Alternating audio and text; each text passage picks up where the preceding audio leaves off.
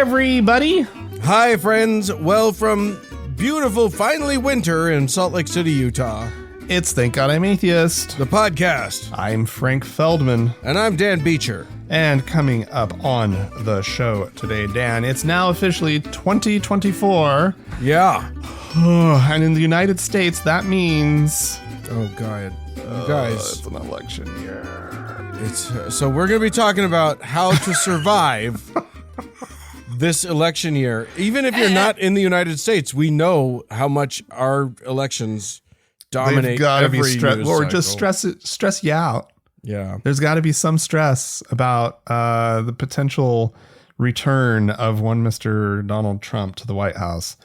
That possibility sends shivers down my spine. And we're going to be talking about that and how to survive 2024 and hopefully beyond. Yes, indeed. So, but first, Dan.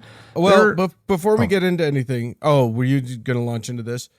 I know where you're going. Yes, go for it. So we did have a bit of a snafu last week. We have to apologize for it. Some of you heard our show just fine. And then somehow the show just expired. The episode went away. Yeah. We got it back, but yeah, so sorry. Our apologies. That was just a technical glitch. Not sure how it happened. But it's there now, so if you didn't catch it last week, you get 2 this week. Congratulations! Yoo-hoo! But yeah, great apologies, and we'll try not to let it happen again.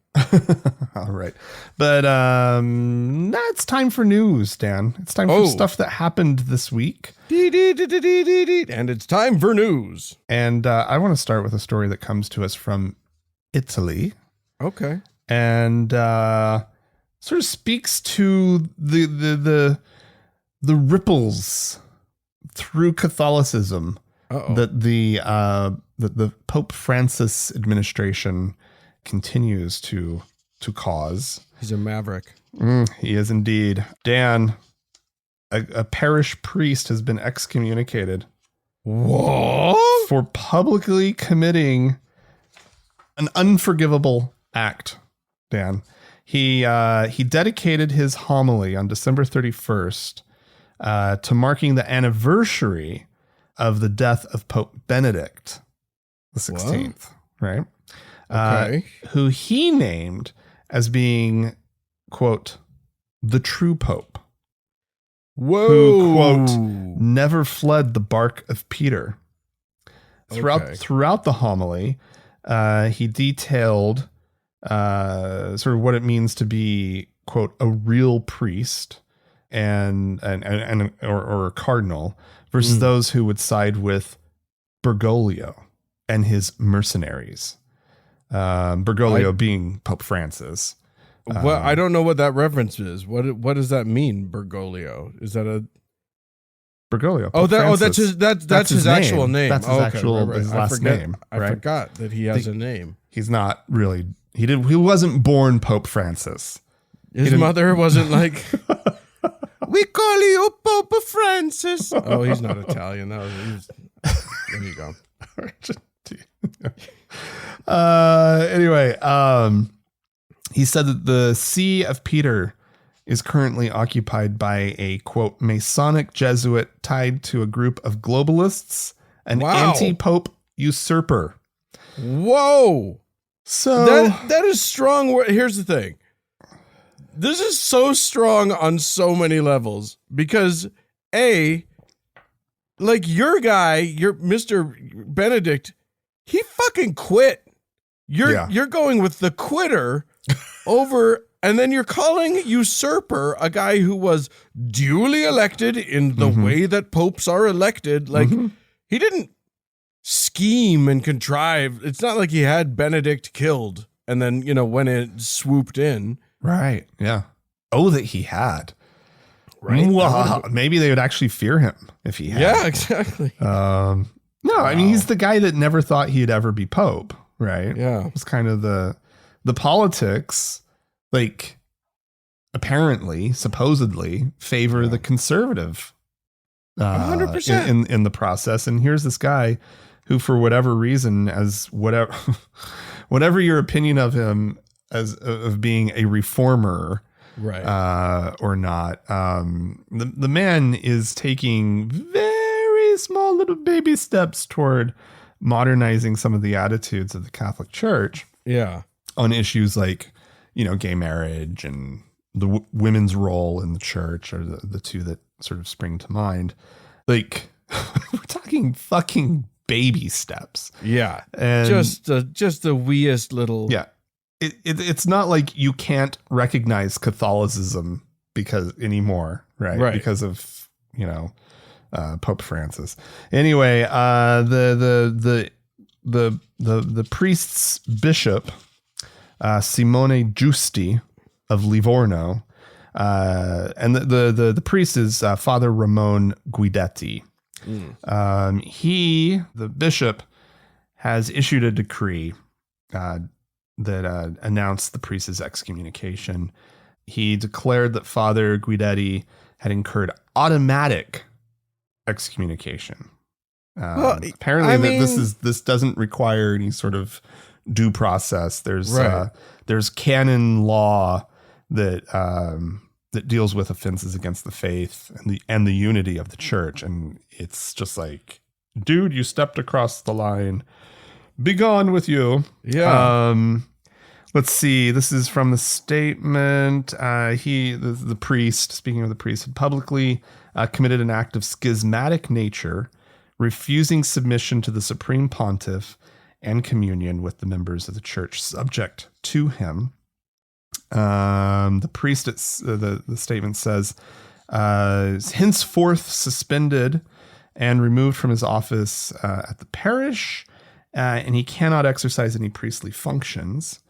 And it also warned all priests and lay faithful to not take part in any celebrations or form of worship with Father Guidetti, as they too would incur automatic excommunication. Wow. Okay.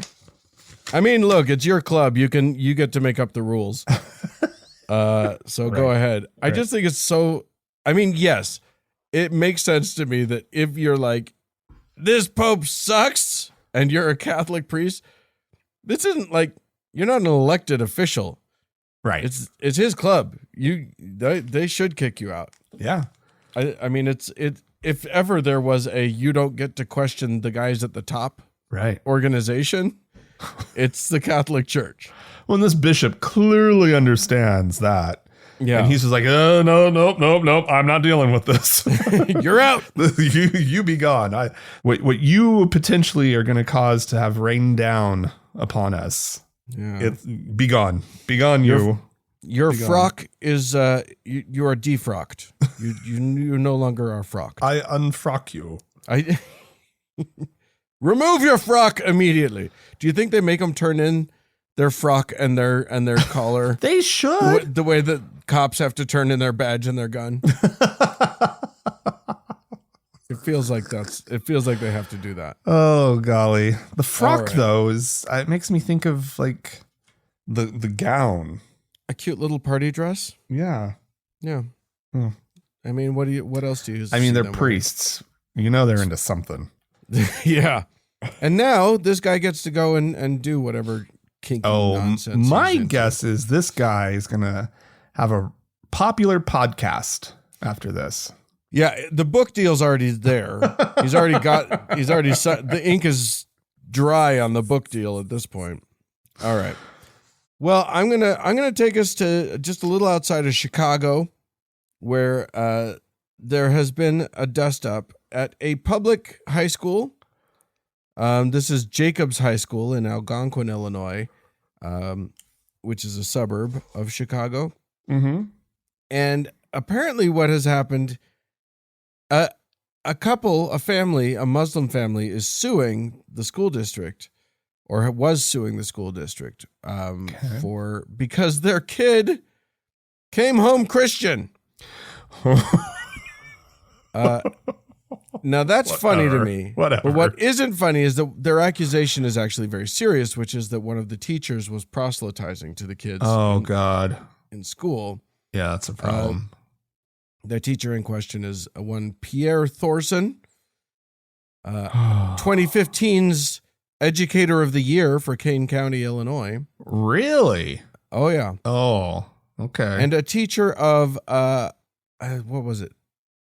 I think it's history and like religion, but like it's always scary when you hear about religion being taught in a United States public school. Mm-hmm. You know that like that's going to be Christianity is the best one. Yeah. Forever. According to the complaint, Thorson taught classes. He like this isn't in dispute. He taught classes in apologetics at local churches and stuff. Here's the thing. There's this thing, Uprising, which is an after-school club thing or whatever, Christian thing that he would teach at. Oh. So there's a little bit of blurring of the lines there where he claims he never favored Christianity during school. But then after school did like the lines are too blurry there. I'm absolutely certain that he was promoting Christianity during school time. It could be very subtle as well, right? Yeah. Oh, 100%. Yeah. And he did supply this student with a Bible when asked, which I don't really have a huge problem with that, especially if it was in the after school thing. But yeah, the problem is that these lines are so blurry in terms of like, you know, oh, I did it during the Christian after school thing versus I did it during school. The complaint alleges that he basically was promoting Christianity before, during, and after. And, you know, would get kids... Mm-hmm. You know how teachers take kids under their wing and, you know, they're hanging out after school talking about stuff. It's just not appropriate to talk about religion when you're in that position. It's just not okay. But that's my perspective. The judge had a different perspective and dismissed it. Oh. So that's very scary to me. Wow. So, wow, that just opens up the possibilities here, doesn't it? The judge decided that the school district was not liable for this. Huh. All right. For the conversion. Oh, this poor kid. Yeah. And, you know, I think that this was like, look, I'm not a lawyer. I'm not a legal scholar. I'm not an expert in anything.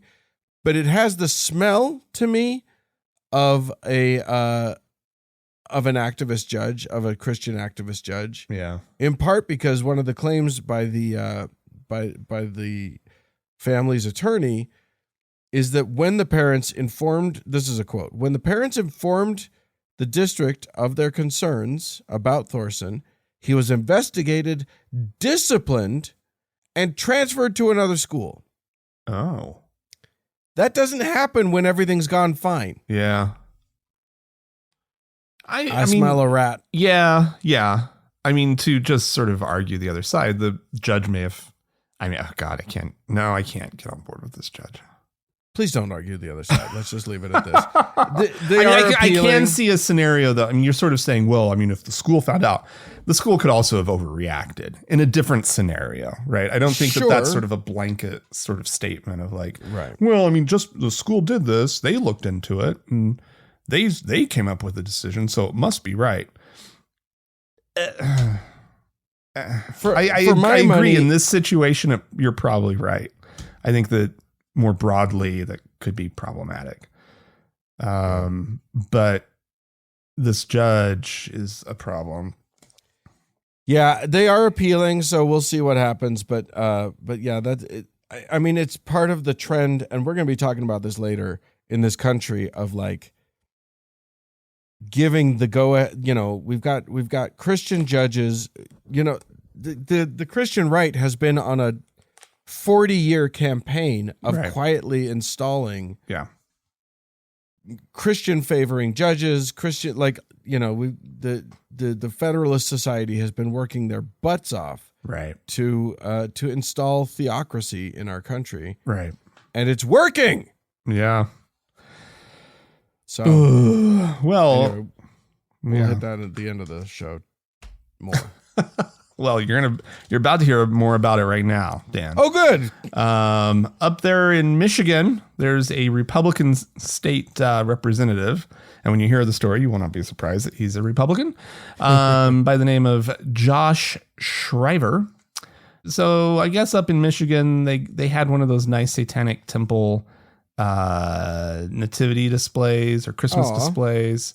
And Representative Shriver was outraged. Of course he was, at the sight of it on the lawn of the state capitol.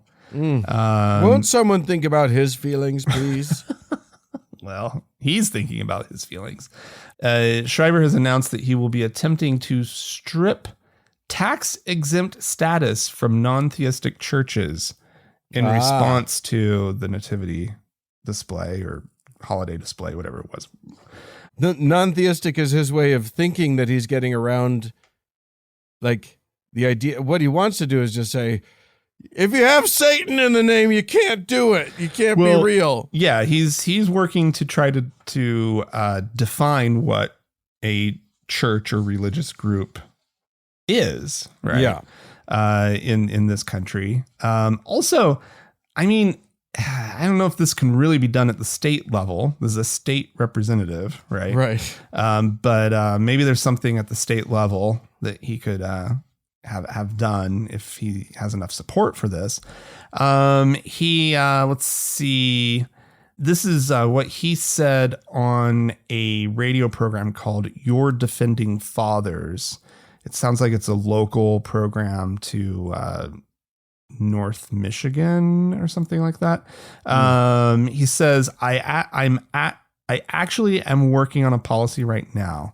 I haven't introduced it yet, but it's actually to really focus on making a distinction between the Church of Jesus Christ, and this quote unquote Church of Satan. You really have an issue where they're seen as equal in the eyes of the state. And that doesn't seem right to me for many, many legitimate reasons. Legitimate reasons. Legitimate reasons. Thank God he's using those legitimate reasons rather than the illegitimate reasons that we would have immediately seized upon. Sure, indeed. But no, he's declared them legitimate. And so removing tax-exempt status from a non-theistic church, such as the Church of Satan, I think is very, very well in order. But yeah, I think what's key here is the line. It's actually to really focus on a distinction between the Church of Jesus Christ, right, and this other entity, because the church, not what a church is, but the church. And if I were Muslim or Jewish up in Michigan, I would be really concerned. Because or Buddhist or anything else, because this is not just atheists, who support the Church of the Satanic Temple, and anybody who believes in secularism, because that's ultimately the point that the Satanic Temple is trying to make. Everybody who cares about that should be, or who cares about pluralism should be very, very, very, very, very concerned. Well, by this attitude, right? The reason that I said Buddhist is because he's going after he thinks that his workaround is I can ban non-theistic religions. Well, guess exactly what? Right, Dan. Yeah. There's plenty of non-theistic religions that aren't the Satanic Temple that will be completely disenfranchised here. That are world religions. Yeah, that are major religions. Mm-hmm.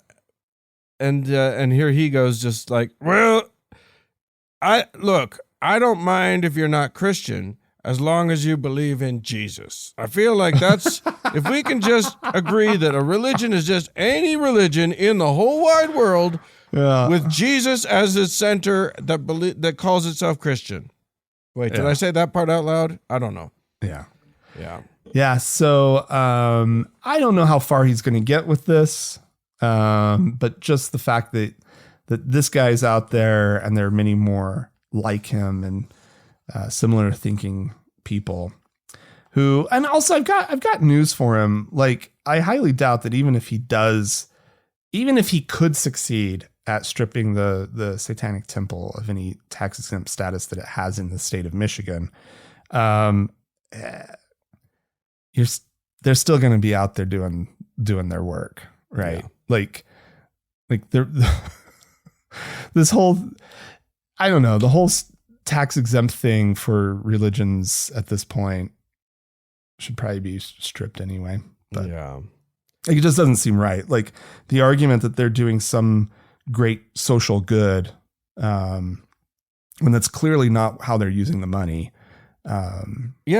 is really problematic. Like, if we're talking about charities that are actually out working with, the unhoused or the hungry, like, by all means, but that's not what we're talking about here. No, the social good that they're providing, I think that we as non-church goers, we sort of prove that, like, that it's not worth the loss of tax revenue. And I guess what I mean by that is just, we're all living proof of the community that church provides can be found elsewhere. Yeah. Right? The good that churches provide, the quote unquote good that churches provide, when they deign to do it. Yeah.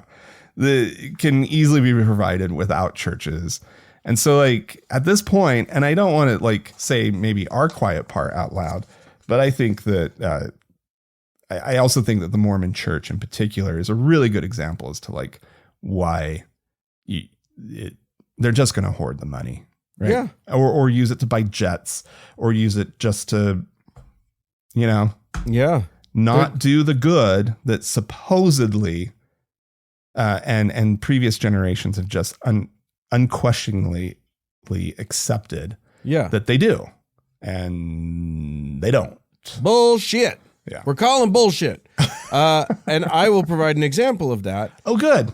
In the form of one, Paul Pressler. Now, I am going to, you can remember that name, friends at home, if you want to, as a rebuttal for anyone who starts to say that, churches do good or whatever. So Paul Pressler, a former judge here in these United States, a guy who was a leading figure in the conservative takeover of the Southern Baptist movement, and then a leading figure in sort of conservatively pushing the United States in, closer and closer to Christian nationalism, etc. Mm-hmm. He's a big deal, and was a huge figure in the Southern Baptist world denomination. And then also, like, literally, they just settled a lawsuit where he has been credibly accused by several men of having molested them. Oh, okay. Shocking. I know. Mm-hmm. Everybody calm down. I know that you didn't see that coming at all. This pillar of the community, this, moral standard bearer. Mm. And that's how he presented himself constantly for decades. He was, he would host events of, about conservatism and, mm-hmm. and all of this stuff, and was a huge leader in it. And it's like, look, anybody on any side of the political spectrum can be a horrible, abusive monster. Yeah, totally. It's not exclusive to their side, but what is exclusive to their side is this, I am a pillar. I am, this holding themselves up as a moral leader, mm-hmm. with this other nastiness happening. Well, and they knew it. And here's the other thing is that the SBC knew about it. Yeah. The whole time, decades, they Right. knew about it. Yeah. And that is, oh boy, that's really problematic when the organization itself is purportedly, right, is promoting all of this good. Right. Yeah. I mean, I get their little trap. They think they're doing so much good in the world, right? And so in order to protect this organization that they think is doing so much good in the world, they protect a monster. Yeah. Right. And I get that that's what's going on. And any organization can obviously fall prey to that thinking. But it does seem to be a real problem on the religious side, right? Yeah. Or that they're more susceptible to it somehow, or I don't know exactly what it is, but because they know that it exposes hypocrisy, right? Like right. the thing, like I tweeted recently because the Jeff Epstein list of people that had gone to his island was coming out and whatever, and everybody was speculating who was on it, or I saw a lot of right wingers foaming at the mouth about the name Clinton coming up or whatever. And I was like, listen, what you guys don't get is that if someone committed a crime on our side, yeah, we want that person to go to jail. Absolutely. We don't want to protect that person. We're foaming at the mouth to get them too. Right. We're not like you. Right. I have no problem. Like those same people Bill know Clinton.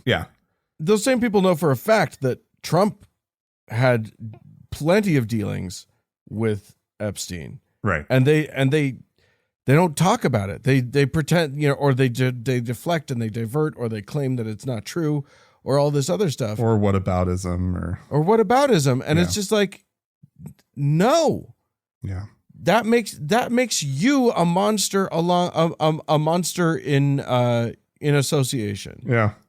But it's great. Like, in order to protect this hypocrisy over here, let's commit an even greater hypocrisy. Yeah. Right. Like, yeah, it's nuts. It's nuts. This guy, in 2004, this Pressler guy, in 2004, somebody found out, like his church found out about his, being, I'm not going to say inappropriate, his molestation of boys, and wrote him a sternly worded letter. And now that letter has come out because of the lawsuit. It's become public, but like they fucking sent him a warning letter that told him that getting naked with a young man was morally inappropriate. God. And asked him to stop.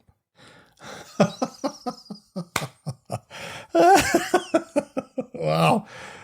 Please, will you just stop doing this? It would be our great desire that you would not please do this thing anymore, please. Oh, awful. Oh, just gross. That's unbelievably vile of the Southern Baptists. Mm-hmm. Can we shift gears, please? All right, I've got there was a poll done by our Deseret News, Dan. Here, this is a local newspaper here in Salt Lake City, but it is wholly owned by the Mormon Church. Yeah, and it is often their mouthpiece, even though you can find real news on their website, and they do actually sometimes do things like this, which is they actually are asking an interesting question in this poll. Because they're trying to get to something, because a few months ago, and I think we talked about it on the show, there was a poll that they did that had people rank or agree or disagree with the statement, right? Because that's how they always sort of work. Political figures' level of religiosity. Right. Mm-hmm. And because I vaguely remember us talking about like how it's just so confounding that Republicans don't see Joe Biden as being a religious person. Right. Literally the guy that has been to church more as a president than any other president. Right. And yet somehow see Donald Trump as a believer or man of faith or man of God, whatever, chosen by God, whatever it is. This literally, obviously, transparently horrible human being, Donald Trump, right? Man of God, right? Yeah. Man of faith. Well, anyway, so they did a little bit of a follow up to that, because they did that other one like back in October, and they clearly were flummoxed by the numbers because, you know, the one thing about Mormons, they haven't been all in on Trump, right? They voted for him, but and certainly there is a large group of Mormons that are who did go all in. But I think that like your Mitt Romneys are a really good example of sort of probably the kinds of folk that are over at the Deseret News, right?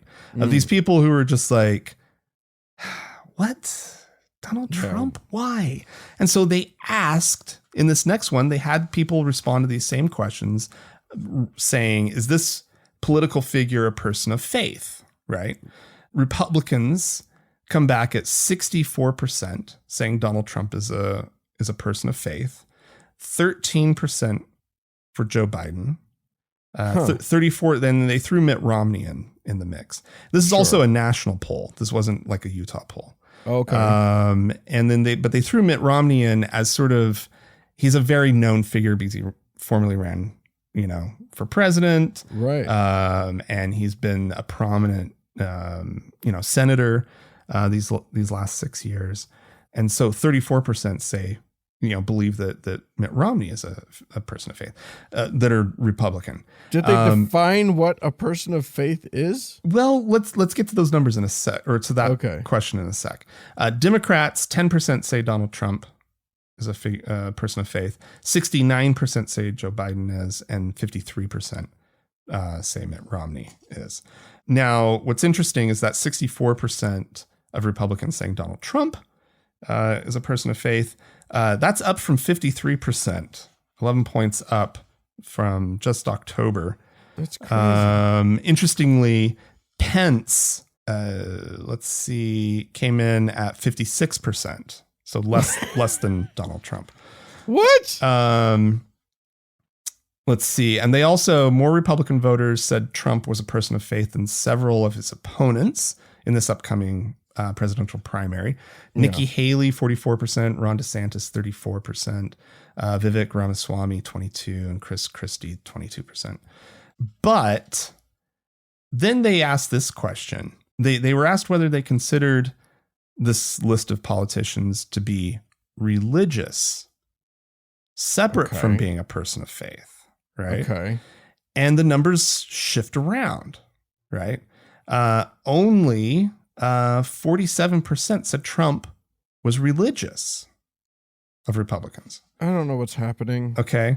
So those numbers, like I said, they shift around. 47% of Republicans feel that Donald Trump is religious. Joe Biden, 72% of Democrats see Biden as a religious person, right? And so then, to try to parse this out, they asked, why do you say this person is a person of faith / religious? Okay. Democrats about Joe Biden say at 52% that he has a strong moral compass. 48% say that he's honest and trustworthy. And those are probably the more important. Ethical decisions, 47%. And then about Donald Trump and the Republicans' view of Donald Trump, strong moral compass, 43%. Makes ethical decisions, 50%. Defends people of faith, and here is the kicker. Yep. 67%. And so they kind of dig into that idea of, when justifying calling Trump a person of faith, voters were more frequently pointed to his actions on behalf of religious people. Yeah. So it's the idea that, like, no, he's not religious, but we'll call him a person of faith which is weird to me that they're seeing a distinction there, right? Yeah. In this way, but we'll call him that because he has done so much for religious people. Yeah, I mean that's their take, right? They yeah, and he hasn't. That's the other thing. He hasn't done shit for religious people, but boy, that's the messaging that they get. Well, he talks a line about it. He now all of his speeches are all about like God and blah blah blah. Well, but they can point to a sequence of events. He appointed those folks to the Supreme Court. The Supreme Court overturned Roe v. Wade, which was their number one big thing that they cared about. And right. Therefore, right, he has done so much for religious people because he gave us this win. That's true. That's how it all plays out as far as like why you get those numbers. But I don't know that that this article fully gets to the why of it, but I think it's there. I think it's getting close, right? As to like why we hear Republicans saying this kind of why he's a person of faith, because he's so transparently not. Right. But they're reserving the word religious for like because I'm just so dumbfounded that these people could possibly ever have voted for him in the first place. Right. Like I kind of get it now, right? Like I see it now. I get why they like him. Like they're going to get Christian nationalism under him. Right. Yeah. Right. Even though he himself is not a Christian nationalist. Yeah. But he's just, I don't know, like if he declares himself dictator on day one, like he's threatening, which is a little bit of a different phrasing than what he actually said, but right, it's the intention. Come on. Like I'll be a dictator on day one and then not on day two. Really? Okay, cool. Once you've done that, you'll just be like, oh, well, okay. But on day two, no more. Oh, I've lost my taste for it, really. Like once Donald Trump has installed himself as dictator, like fuck the Christian nationalists. Like he won't care, or he will just continue to use them as his little tools. Yeah. Right. That's why he'll care. He cares because they're useful. I mean, it's the useful idiot concept, right? Yeah. Yeah. There you go. All right. Well, speaking of useful idiots, Vivek Ramaswamy is one of the people who is running. Well, he claims he's running for president. He's running for vice president, obviously. Clearly, yeah. Because nobody at all thinks that anyone's going to beat Donald Trump in the primary. He's not even participating in the debates, for Christ's sake. He and everyone believes he's that much of a default. Anyway, as Vivek, he's hitting the campaign trail, and he was in Iowa because Iowa made itself important in presidential campaigns by trying to be first. It's so dumb. Anyway, he's in Iowa and he was doing a little sort of meet and greet thing, and he was asked an interesting question about what he has to say to atheists, specifically atheists. Or so the question was, what actual line could you tell an atheist, secular, a satanic voter that would appeal to them that's not a kitschy conservative catchphrase? And then there's a little bit of back and forth between Ramaswamy and this guy. Ramaswamy is like, first of all, and the guy is like when he expounds on the idea of a kitschy conservative catchphrase, he says the wokeism and all that. What we see is a government that's propping up Christianity, that is excusing Christianity's bad actors, and that isn't doing anything to fight Christian nationalism. And then Ramaswamy says, I don't think that's that's actually a major threat in this country compared to the threats that I've named. Do you want to guess what threats, by the way, Ramaswamy's about to say are the real threats to our country? It's not the Christian nationalists. It's not January 6th. It's wokeism. That's one of them. Okay. And the other one, God damn it, transgenderism. I was worried that would. Okay. Ramaswamy, how? I just want you to tell me what the danger of transgenderism, as though such a thing exists. Right. However you define that, I would love for you to tell me what the danger is. Because if it's anything more than like, but what about high school sports? Then what are we even talking about? I mean, yeah. They just know that everyone that Christians get an ick about it. Yeah. And so they just keep saying the word, but never really describing what the problem is. Here's the thing. Because there's this, I mean, men are men and women are women, right? And that seems to be a big part of what is going on in like the Christian right. Yeah. Right. Is this like, I mean, because I've watched these videos of like young couples. There's like this young couple influencer team, right? Yikes. Of like, and they're in their like 20s. Mm-hmm. I don't know. Did we play a clip of this on the show where the guy is like, I don't think we did because it's like pretty offensive shit. But he's like talking about like, all sort of this like, I gotta keep my woman in her place type thing. And then it cuts to her and she's like, yeah, I like my man to tell me, you know, what to do and stuff. And I'm just like, oh man. And they're just like this cute couple. Like if you saw them out at like the movie theater, you wouldn't think anything's weird until like you probably hear how he talks to her. Yeah. I just, men are men, women are women, everybody in their role, in their place. Cause that's traditional and that's whatever. Right. And that's what, but what's funny is that like okay, so you have that attitude. Fine. Let's just say that I'm totally okay with you having that attitude. How does it hurt you if other people don't have that attitude? Where is your problem when other people, you know, you still be the man and you still be the woman and you fill those roles in whatever way works for you. Great. Right. Well, I mean, and then explain to me the danger of another person not filling those roles in the way that you enjoy. Right. It's, yeah. I mean, won't someone think about the sports teams?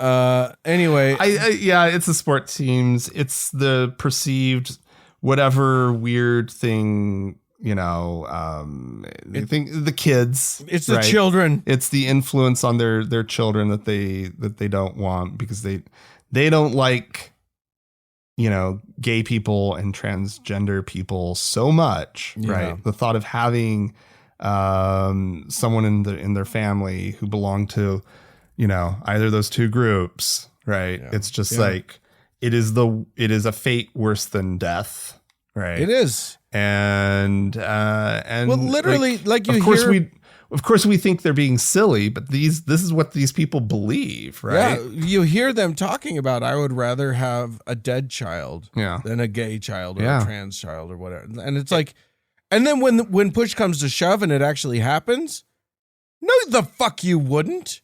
Like 99% of the time, they're like, oh, right. I actually just love my child. Right. That's more important to me.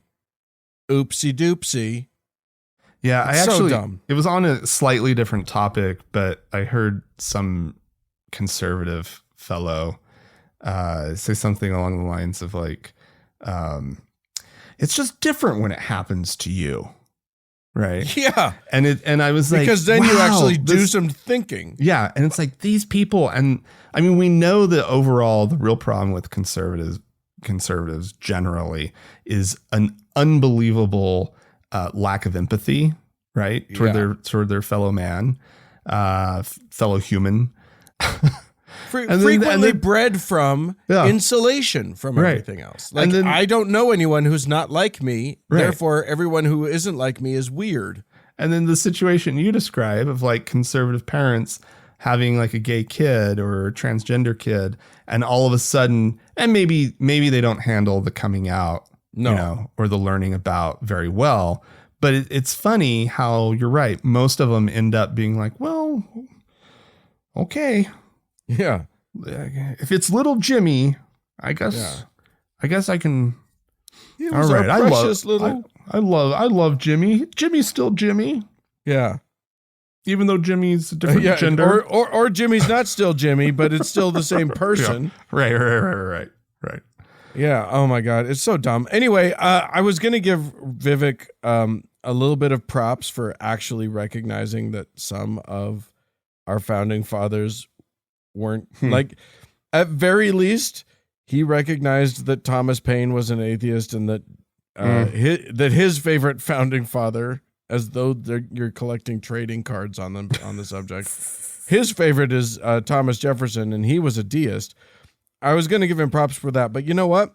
Fuck the guy. I don't care. No props. You get nothing. Nope. Yeah, that's fine. You don't have to give him props. I retract all props, especially him, because he's clearly such a phony. Right. Such a phony. Like, yeah. Like you're totally right that he's running for vice president. And here's the props I'll give him. When you see Donald Trump and his diet and how this man, I mean, come on, 4 more years of Donald Trump. Like, people are worried about Biden. Biden is pretty healthy, right? Yeah. Like, he's old, but he's healthy. Yeah. And Donald Trump is like, ugh. You're right. Vivek's running for president via vice presidential, via taking over after he dies. Yeah. All right. Well, listen, if you would like to write into us about Vivek or Trump or anything else in the whole wide world, please feel free to do so. The email address is podcast@thankgodimatheist.com. Or call and leave us a voicemail message. We'd love to hear from you. The telephone number is 424-666-8442. Stick around. There's more show coming up.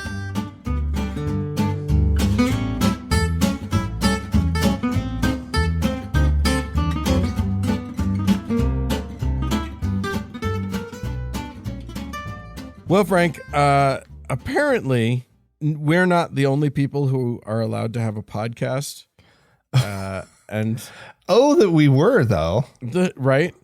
And right-wingers are allowed to do it too. And boy, howdy, this is Christian nationalist Lauren Witzke. We've talked about her before on some show. I'm not going to look up what show it was because I feel already infected by this, but she is talking, lest anyone think that you and I have been exaggerating or will be exaggerating in the rest of this show. Let's just hear what Lauren Witzke has to say about the Donald. Oh, God.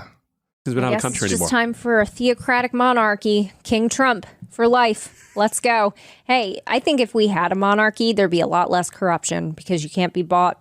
You don't have to be bought because you're always in control. You don't have to be paid for with campaign cash because you're always going to be in control and you're going to pass it on to your children and that kind of thing, especially if they do bloodlines. But very interesting stuff. Just a suggestion. Doesn't sound too terrible. It's worked throughout the majority of history, and King Jesus. Yep. Remember, our Lord believes in the theocratic, the monarchical structure.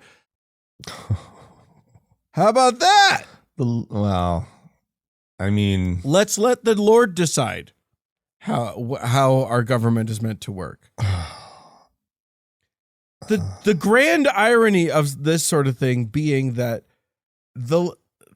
these people will hold up the Constitution as a sacred document, of this country. Right. They will hold up the founding fathers as as having been directed by God to have done what they did. Right. But then when they get washed up in the wave of Christian nationalism, when they're all taking the same like goofy drugs of Christian nationalism, they They totally give up on everything that Constitution and those founding fathers stood for. Well, Dan, all of that was just to get us to Trump. Right. Yeah. To get to so that we could have Trump. Right. The good Lord knew what he was doing. He set this plan in effect a long time ago. Right. He's all knowing. He's all seeing. Yeah. Right. Yeah. And he had it all worked out. He's like, there's going to be this wretched human being coming along in the latter part of the 20th century. Right. Who I will rise up to defend my people. And let's instill him as king. As Lord and dictator. But we're going to need this like period of democracy and a slow, steady walk toward the expansion of rights and the recognition of human dignity and human rights. We're going to need that period of time so that we can then turn that on its head. Yeah, so that we can erase it all. So we can erase it all. Yeah. Oh Lord Jesus! Clearly, I mean, this is it's rational, Dan. It's logical, right? All it makes is sense. So we had the whole snafu with last week's episode, so we're not gonna do emails right this week, right?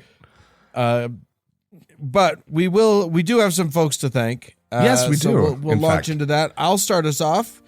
Douglas has given us a one-time donation and we are giving him the priesthood. I'm gonna give him the Melchizedek priesthood.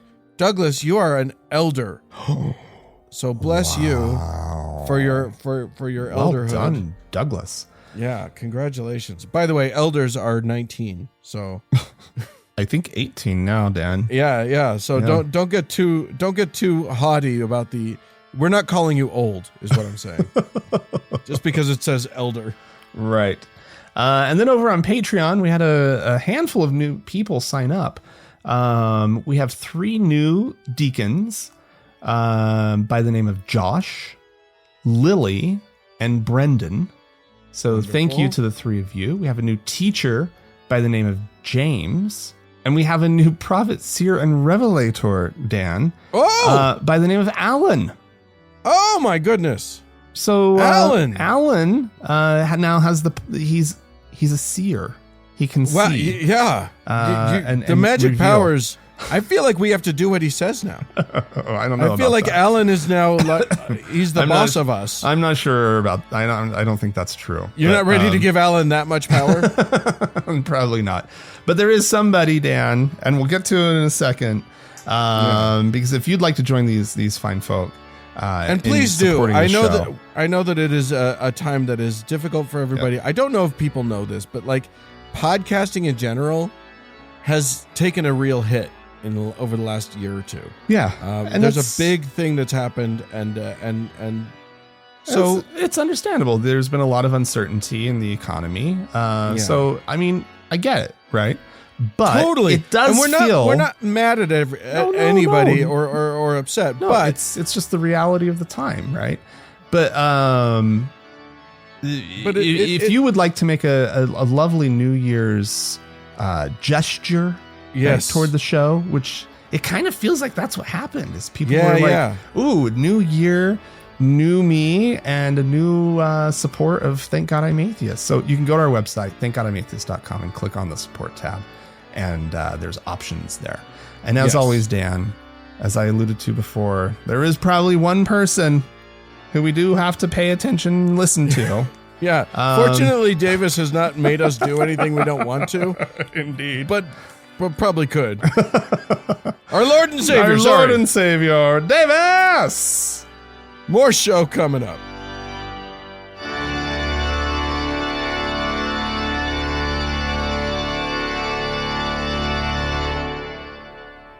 Well, Frank, Dan, look, our country is about to go through. The last time we did a presidential election, the last 2 times we've had presidential elections, I got to say, trauma has been involved. I think in a way that, like, certainly our generation was not prepared for. No. But like, I don't know, when was the last time we're setting precedents. We're breaking new ground here. And what we don't want to do is break all the way through to like losing democracy in this country. Right.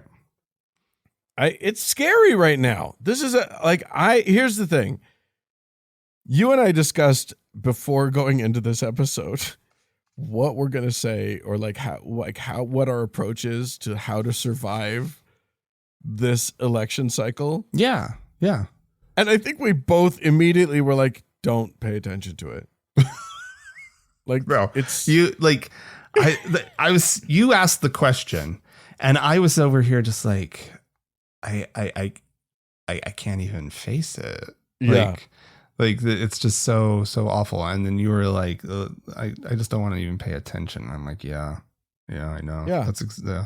And I feel like the answer there, like, never before would I have said this, but like, it's okay not to pay attention, at least to the presidential election. Oh yeah. There are other ones where there's actually like maybe a choice that needs to be made. Right? Yeah. The issues that need to be considered.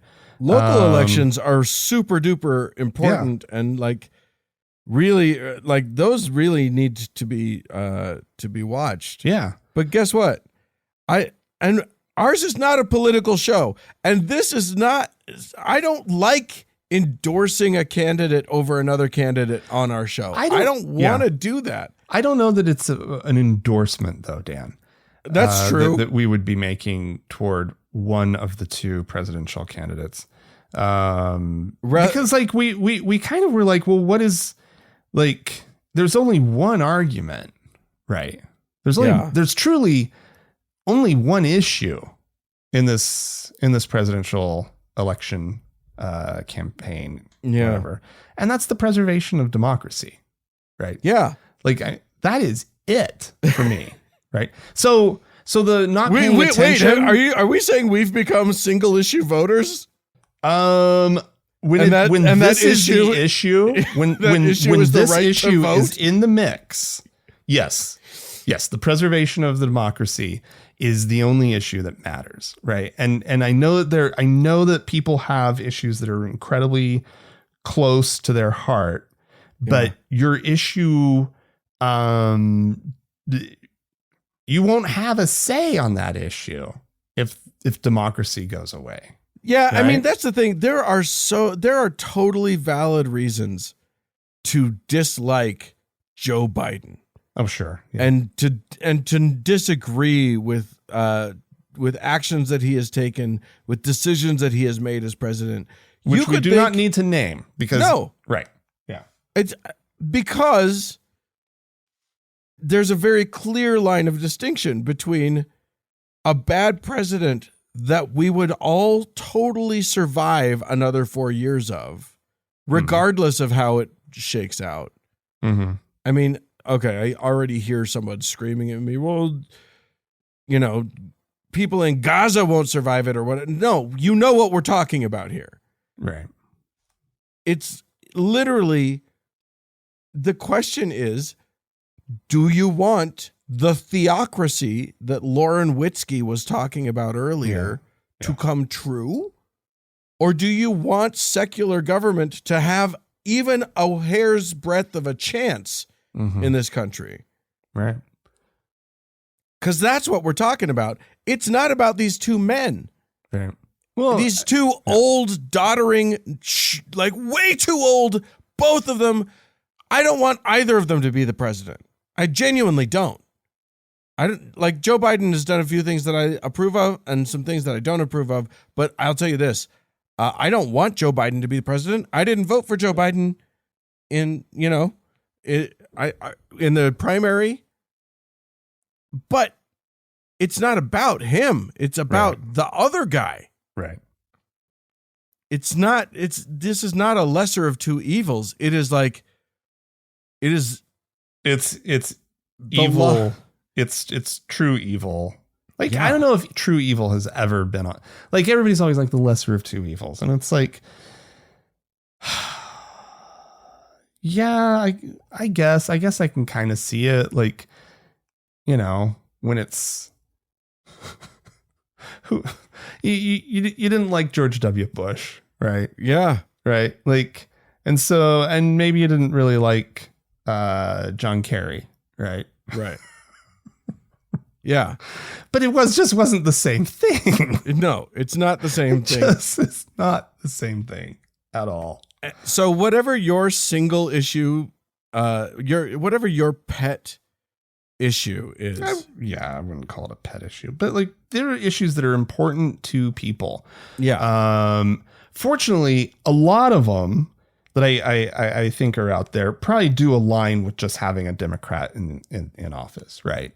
As far as like our listeners, I think reproductive rights being one, like that just makes sense. That's right? a huge issue, and it needs to be fixed. Yeah, and so people are dying because that issue is happening. And so that's one that I was about to say it's easy, but it's like that aligns with voting for Joe Biden, the Catholic Joe Biden. Right? I know. We're endorsing the most religious president we've had in my lifetime. I don't know. Like, this is a position we're put in. Yeah. I don't think we're endorsing. Right. We'd be listing off accomplishments and whatnot, which, you know, like Joe Biden's done some things.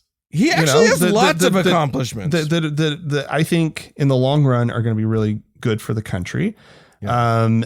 But the question of like, you know, how do you put all that stuff in the balance, you know, and you weigh it and whatnot. Yeah. Like, I don't even have to do that this go around. Right. Reasonable people can totally disagree on Joe's performance. Yeah. And it's still irrelevant. And so like, I mean, pay attention as much as you need to, but there's just nothing to pay attention to. Yeah. In the presidential side, like just pay enough attention to, you know, did Trump actually, he's actually being allowed on the ballot. The insurrectionist is actually allowed on the fucking ballot. Cool. Yeah, there's going to be some interesting sideshows along the way. Yeah. And that could be fun a little bit. But also, if your mental health is at stake, just the answer's already been provided for you. Check out, take a breather. 2024 could be like your year, right? Yeah. Like just you know the news is going to be awful. Just disconnect. Right? Go to the gym. Yeah. Totally. You know what I mean? Yeah. Get your endorphins up. Take up a new hobby. Yeah. Go. Build some models. Yeah. Why not? That camera that you bought like 3 or 4 years ago and have used twice, like get it out. Let's learn how to use that thing, man. Oh my God. Let's see what we can do. That's what a 50 millimeter lens does. Is there an undiscovered filmmaker inside of you? Go tell a story. Yeah. Anything. You know what? I feel like the little bit of baking that you did during the pandemic could blossom. It deserves your attention. Because you know what? That sourdough start. Mm-hmm. It was pretty good, but you could work on it. It could be better. I bet you could you put your mind to it. You could make a really good sourdough. What can you loaf. do with a Dutch oven? A Dutch oven? We don't know. Remember all the camping you did during the pandemic? Anyway, remember all that camping? Go camping. The long and the short of it is we give you permission. We do not give you permission to not vote.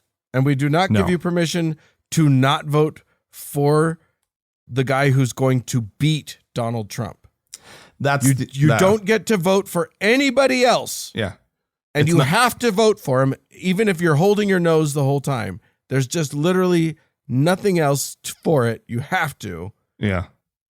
But you don't have to pay attention. Yeah. And that's the nice thing. Yeah. Wow. We are going to get some emails, my friend. we have stepped in it.